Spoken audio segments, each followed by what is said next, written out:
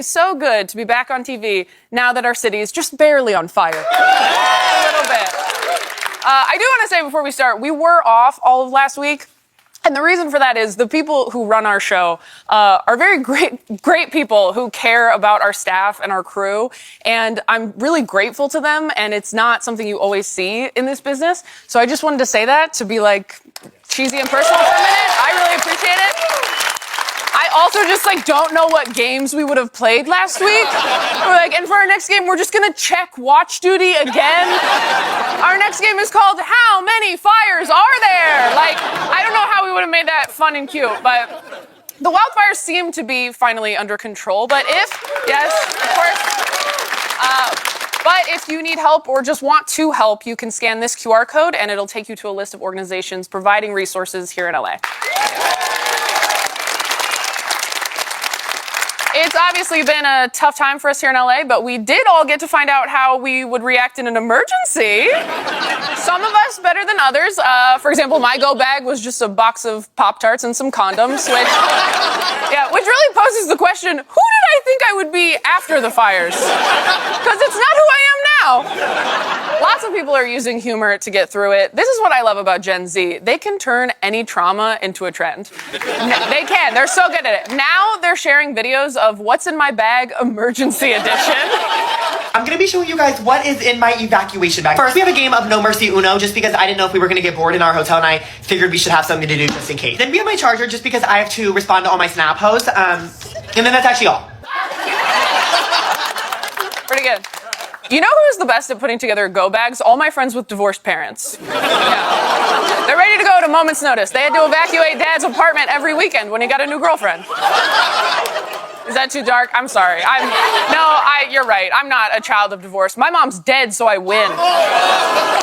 No, okay. If you don't think that's funny, I'm sorry. People with dead parents will think it's funny. They have a great sense of humor. Just look. Anyway, I need a go bag, and of course the first thing I put in it is my dad's urn, because I'll be damned if his ashes catch on fire and then he becomes, and then there are more ashes. She saved her dad from being double cremated. That's so sweet. Although if you've ever seen dads barbecuing in the backyard, you know they love to get a little extra char on stuff. One woman accidentally took an edible right as the fires were spreading.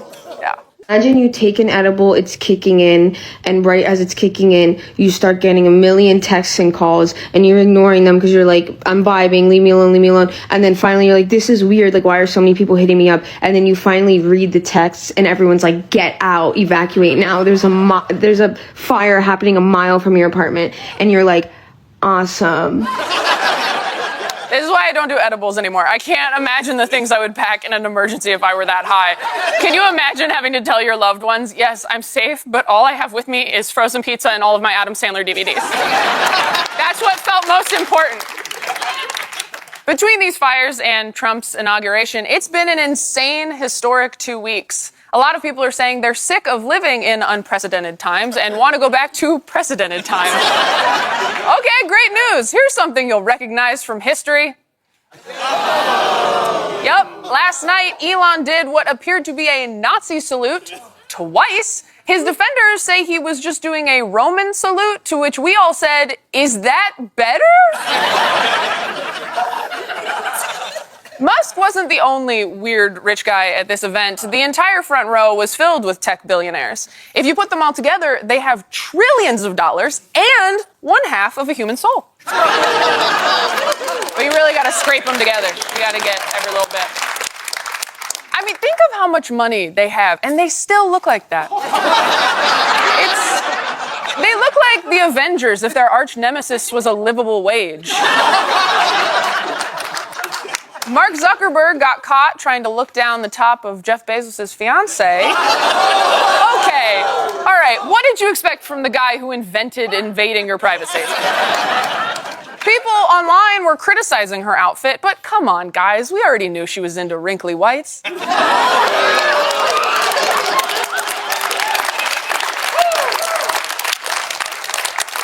Now, some said that her outfit wasn't appropriate for an inauguration, but you know what else isn't appropriate for an inauguration?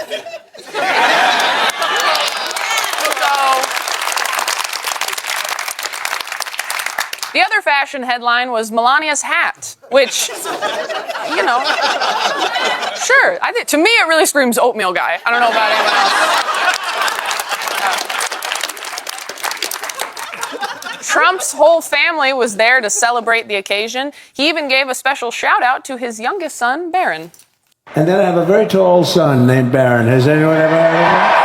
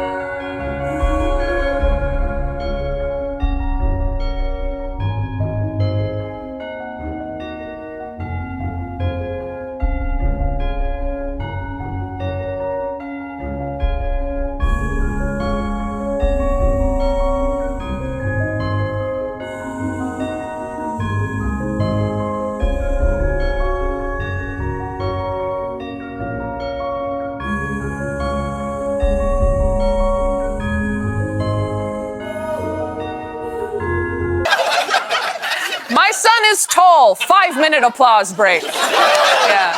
That's how men think we react when they write 6'2" on their dating app.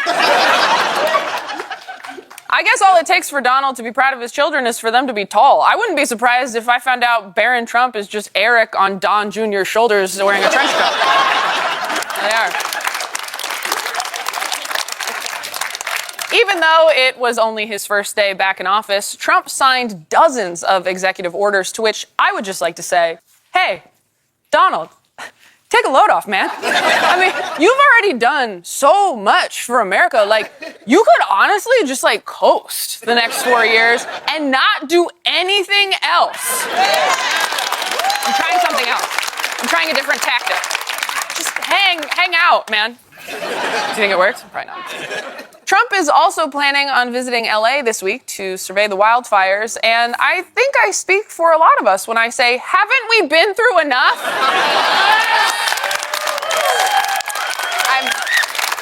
I'm kidding. It's actually perfect timing for him to come because my go bag is ready. Let's start the show!